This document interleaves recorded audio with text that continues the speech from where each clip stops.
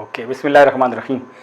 ये हम हिस्ट्री की एक सीरीज़ शुरू कर रहे हैं। बग़ैर हिस्ट्री के ना आपको कोई शय समझ नहीं आती। और हम जो हिस्ट्री पढ़ते हैं, आपने ज़्यादा सीरियस नहीं होना। हम अगर एक ही चीज़ की हिस्ट्री उसी की पढ़ लेते हैं ना, बाहर निकाल के क्लोज्ड सिस्टम की तरह, और जो उसके साथ चीज़ें जुड़ी हुई थी उनकी हिस्ट्री नहीं पढ़ते, तो पूरी बात समझ में नहीं आती। मसला अगर हमें इंग्लैंड की हिस्ट्री नहीं पता और वर्ल्ड वॉर की हिस्ट्री नहीं पता, तो हमें ये तारीख़ पाकिस्तान और जद्दोजहद उसका भी कोई सही पता नहीं चलता कि ये क्या हो रहा है। ज़्यादातर चीज़ें एक्सटर्नल चीज़ों से होके हो रही होती हैं, आप पे असर कर रही होती है ना। तो मुख्तसर, और हम इसका थोड़ा सा पैरेलल करेंगे कि हमारे यहाँ भी यही हो रहा था। हम समझते हैं ना कि इंग्लैंड कोई बहुत ही पता नहीं कब से है और क्या था। ये जो चार चीज़ें हैं ना, इंग्लैंड, वेल्स, आयरलैंड, स्कॉटलैंड, ये चारों को मिला के कहते हैं यूनाइटेड किंगडम। ठीक है, इंग्लैंड इसका एक पार्ट है, एक स्कॉटलैंड है, एक वेल्स है और एक आयरलैंड है। इंग्लैंड का दारुल हुकूमत, वैसे ये जनरल नॉलेज, हम हिस्ट्री इसकी पढ़ते हैं, इसका जनरल नॉलेज, इसका कैपिटल लंदन है, इसका कैपिटल स्कॉटलैंड का ग्लासगो है, आयरलैंड का बेलफास्ट है, और वेल्स का एनीबडी कार्डिफ। ठीक, जिस तरह हमारे हैं ना पंजाब बलोचिस्तान में। अब वैसे ये जो आपको नजर आ रहा है ना, ये एक जजीरा है, और इधर फ्रांस है, जर्मनी है, स्पेन है, ये जजीरा है। फ्रांस और इसके दरमियान एक ज़ेर ज़मीन टनल है जिसको कहते हैं द इंग्लिश चैनल टनल। तो इंग्लिस्तान एक जजीरा है, इसलिए खाने कहते हैं ना, ये इंग्लिश डिज़ाइन है, ये कॉन्टिनेंटल डिज़ाइन है। कॉन्टिनेंट वक्रा है, ये ज़रा उससे वक्रा एक जजीरा है। दूसरे लफ्ज़ों में वो असल लोग थे अर्बन, और ये पेंडू वक्रे थे। राइट, तो असल बड़ी पावर्स क्या थी? Italians, French, Spanish. ठीक, तो इस पे कौन कौन लोग आए? इंग्लैंड में ये जो हमारा आजकल कानून है, लॉ, पाकिस्तान का लॉ, इंडिया का law, government of India act से हमने बनाया था, ये इंग्लैंड से आया ना। हम कहते हैं हम इंग्लिश लॉ को फॉलो करते हैं। इंग्लैंड का कोई अपना लॉ शॉ कोई नहीं है। इंग्लैंड ने वो लॉ रोमन से लिया है। Roman mean Italian. Right, Italian की जो जुबान है वो क्या है? Latin. Latin mean Italian, Roman language. तो लैटिन और फ्रेंच, ये दो जुबानें मिलके बनी हैं। इन्होंने अपनी रिलीजन से लैटिन लिया है, ठीक है ना, और लैटिन में है, और इनका जो कोर्ट सिस्टम था वो सारा फ्रेंच में था। तो उनके मिलने से इंग्लिश बनी है। उसी जमाने में जैसे उर्दू बन रही थी, फारसी, हिंदी, संस्कृत, अरबी मिलके और लोकल क्या बन गई? उर्दू। तो उर्दू अपनी जुबान नहीं है, तो इंग्लिश क्या अपनी ओरिजिनल जुबान है? No, it's not. ये मैं बताना चाहता हूं। चौसर जैसे हमारे हैं ना, आप कहें कि वली, दकनी, और उससे पहले कोई मिसाल के तौर पर इनके जो सबसे पहले वो चौसर है 1340, उसकी इंग्लिश में पढ़े ना, I will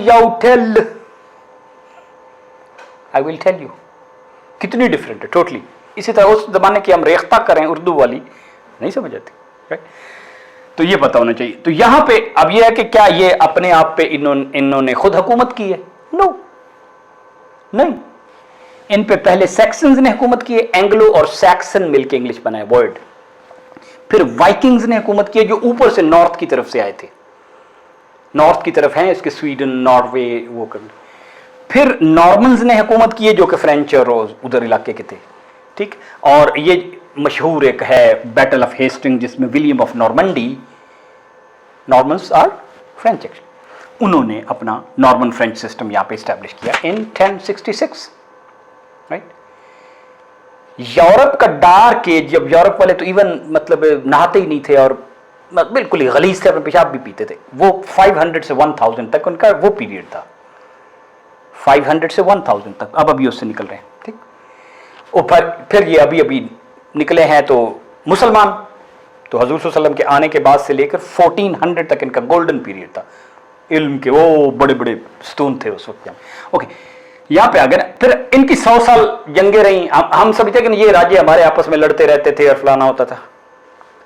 100 years war, 1337 to 1441। किसमें? अभी इकट्ठे नहीं थे।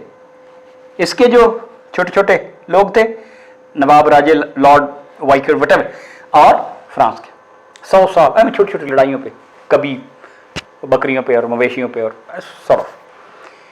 इसके बाद जो आखिरी एक वॉर हुई 30 साल वो भी रही है, वॉर ऑफ रोजेस। वो नहीं, वॉर में कोई रोजेस नहीं होते मतलब रोजेस की वॉर नहीं थी, वैसे उनके बैच में उन्होंने रोज एक सिंबल बनाया हुआ था। ये 30 साल हुई। ये फिर इनकी आपस में कि कौन हुकूमत करे, आपस में लड़ाइयाँ नहीं होती, जो लड़ाइयाँ होती रही। इसमें यहाँ पे आके 1485 में फिर यहाँ के जो लोकल थे ट्यूडोर्स, इनकी हुकूमत, ट्यूडोर जो थे वो इंग्लिश वेल्श टाइप के थे, ठीक। तो यहाँ पे इनका शुरू हुआ। अभी भी ये इनके साथ शामिल नहीं है। इस दौरान वार्स में ये जो था ये फ्रांस का साथ दे रहा था, स्कॉटलैंड। समझ आ गई आपको बात? अच्छा, अब आप सोचेंगे कि यार ये पता नहीं, ये तो नेवी में तो दुनिया में सबसे आगे। आपको पता ना आजकल भी जो स्टैंडर्ड टाइम लेते हैं, स्टैंडर्ड टाइम यहां से लेते हैं, एक इनका जो नेवी का हेडक्वार्टर क्या नाम है उसका, ग्रीनिच। तो ग्रीनिच से जो लाइन गुजरती है ना लॉन्गिट्यूड की, उसको कहते हैं जीरो टाइम। हम उससे 5 घंटे पहले हैं, तो वी आर ग्रीनिच +5 पाकिस्तान। तो ग्रीनिच क्यों है दुनिया का? क्योंकि पूरी दुनिया की नेवी में इनकी नेवी जो थी वो छा गई थी। लेकिन वो ये नहीं है कि they are not the first in the navy. Vasco da Gama का नाम सुना हुआ ना, 1497 में उसका वॉयज शुरू हुआ है, इंग्लैंड ने अभी शुरू नहीं किया। 1492 में अमेरिका का नाम सुना हुआ ना, अमेरिगो वेस्पूची वो बंदा था जो इटालियन, ये नाम शायद इटालियन है, उसका वॉयज 1499 में गया है, 1492 में कोलंबस का 1492 में गया है। अमेरिगो वेस्पूची जिसके नाम पे अमेरिका है वो 1499 में वो वॉयज गया। और उसके बाद डच गए हैं। डच पूरी दुनिया में सारे जो मले आइलैंड हैं, मलेशिया वगैरह, और वो जो मलेशिया कोलालमपुर के पर क्या है, हैं नो जो कोलालमपुर और बड़ा शहर उनका कौन सा है, मलाका। तो उन स्टेट ऑफ मलाका में उधर ये डच का कब्जा था, फिर उन्होंने सेल कर दिया था इनको, राइट। 1580, अब 100 ईयर्स आफ्टर, ड्रेक वो पहला बंदा है जिसने पूरी दुनिया का वॉयज पे चक्कर लगाया इनका। मुसलमान इससे पहले ये काम कर चुके हुए थे। इब्ने बतूता सुना हुआ है, 100 साल पहले, ठीक है।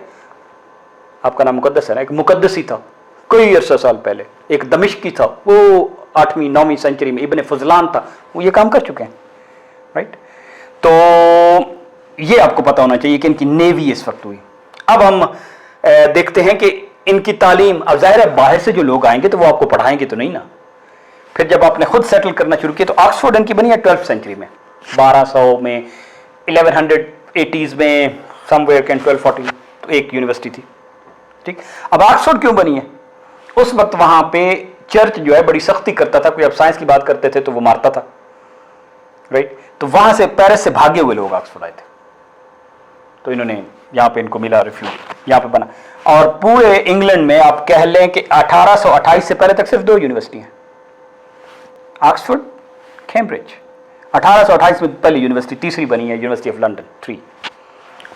इधर 5 यूनिवर्सिटियां थी, एबरडीन में, ग्लासगो में, सेंट एंड्रयू में, इस तरह करके, ठीक है ना। ये आपको पता हो गया। अच्छा, इंग्लैंड आपको पता है ये कौन, न्यूटन कब आया? 1600 सब में पैदा हुआ, तो उससे पहले गैलीलियो 1660 में इनकी वो रॉयल सोसाइटी, जो कि सोसाइटी फॉर साइंटिफिक वो थी, बनी है, the royal society, the London की। 1871 तक तो ये सबको दाखिला भी नहीं देते थे। नेहरू ने अपनी बेटी को ऑक्सफोर्ड भेजा था क्योंकि कैम्ब्रिज वाले दाखिला नहीं देते लड़के, जो आज बनते हैं ना मॉडर्न, ये इन्होंने बाद में आके काइंड ऑफ कपड़ों से बाहर हो गए हैं, ठीक। इनकी लड़कियां घरों के अंदर ही होती थी। तो 1871 में सारे सेक्स पर इन्होंने अलाउ किया कि भाई हर मजहब का आ जाता है। फिर चर्च आस्ता आस्ता, आपको पता नहीं, चर्च को इन्होंने अलहदा कर दिया कि नहीं, ये मजहब फजूल चीज़ है, ये पर्सनल चीज़ है, इसका अमर, ठीक। उससे पहले चर्च ने बहुत ज़्यादा कब्जा किया हुआ था। 1928 में विमेन को राइट मिला है वोट का। ये रहता है क्वीन तो पहले आ गई थी, वो तो रॉयल फैमिली से आ गई होगी, समझ गए। तो ये बात अब हमारी तरफ ये आना शुरू हो गए कब? 1580s में ये इनकी नेवी बनी। फिर इन्होंने शिकस्त दी नेपोलियन को, जो आपने सुना हुआ है, फिर आर्मेडा ऑफ स्पेन को शिकस्त दी। जो हमारे पास कंपनी आई है, हमारे पास पहले इंग्लैंड की हुकूमत नहीं आई, कंपनी आई है, ईस्ट इंडिया कंपनी। कब? 1600 में। 1600 में तो बनी है, 1608 में ये पहले आ गए थे, सबसे पहले जिन्होंने टच किया सूरत, गुजरात, समझ आए? अब इस वक्त तक भी 1600 जब ये टच किया तो इनके पुर्तगालियों की को इनका टाकरा होता था, तो ये कहते थे कि ये कोई लोग हैं, ये उनके में लफ्ज लिखे थे, these are you are king of fisherman of an island of no consequence. तो आप कोई लोग हैं, छोटे से जजीरे से उठ के आ गए। तो असल लोग कौन थे? Portuguese, Dutch, French, Spanish. America में अभी दो बड़ी बोली है ना, इंग्लिश एंड स्पेनिश। तो यहां पे लेकिन फिर इनकी आर्मी दे रियली रोज, इन्होंने साइंस पे बाकी काम किया फिर, ठीक। और फिर ये बाहर निकलना शुरू हो गए। फिर अमेरिका पे इन्होंने कब्जा किया, ऑस्ट्रेलिया पे, हमारी सारी इन कॉलोनियों पे, ठीक। तो ये आपको पता होना चाहिए इस सारे उसका कि लफ्ज जो है ना एडमिरल, एडमिरल लफ्ज होता है ना, कौन नेवी का सबसे अमीरुल बाहर से निकला है। अब इसके पैरेलल देखें तो हमारी उर्दू जो थी, ये वो पीरियड है, या आप समझ लीजिए अकबर का दौर है, 1500 अकबर का दौर है ना, ये उससे पहले 1400 में अगर इधर मुसलमानों के हालात देखें तो तुगलक का इधर दौर था, 500 स्कूल थे सिर्फ कैपिटल में। 1400 में अलेक्जेंड्रिया, इजिप्ट और कायरो में लोग पढ़ने चाइना से आते थे। चाइना इससे पहले नेवल पावर था, 1400 से 1433 तक the naval power was China. फिर चाइना के अपने अंदर बहुत सारे काम थे, तो उन्होंने ग्रैंड कैनाल वगैरह बना ली हुई थी, तो वो उधर बिजी हो गए। फिर उन्होंने पावर उस तरह वो नहीं फैले, क्योंकि China itself is a huge land, big land. तो उसके बाद नेवल पावर कौन बन गए? ये। फिर उसका असूल दायरा, जिसके पास फिर पावर नॉलेज आ जाए, whoever rules the waves rules the world। मुसलमानों ने फिर अल्लाह से भी ताल्लुक खत्म कर लिया और पढ़ाई से भी खत्म कर लिया। तो कॉमन डिनोमिनेटर था रिसर्च। ना इनकी लैंग्वेज अपनी थी, ना इनका लीगल सिस्टम अपना था, ना इनकी हुकूमत अपने ऊपर अपनी थी। दे बोरोड एवरीथिंग एंड बट जब इन्होंने नॉलेज हासिल करना शुरू किया, यूनिवर्सिटीज बनी, पढ़ा, दे रूल्ड। 1/4 ऑफ द वर्ल्ड पे इनका कब्जा था। कहते हैं ना क्वीन की, जो इनकी क्वीन थी वो डाकू रानी, उसका पूरी दुनिया में कहीं पे भी सूरज कहीं ना कहीं दिन होता था, वहां पे उसकी हुकूमत होती। 1/4 ऑफ द वर्ल्ड, ठीक। तो फिर वर्ल्ड वॉर हुई, तो फिर ये लोग अपनी अपनी औकात में आ गए, इनके अपने इस काबिल नहीं रहे कि हम पे रूल कर सकें, तो फिर हमें आज़ादी मिली। तो अब वर्ल्ड वॉर की भी कभी हिस्ट्री पढ़ेंगे, वो उसकी वजह से फिर हमारा ये प्रोसेस ट्रिगर हुआ आज़ादी। तो यहाँ पावर की वजह से हम पे ये आ गए, क्योंकि हम तो पढ़ना छोड़ चुके थे।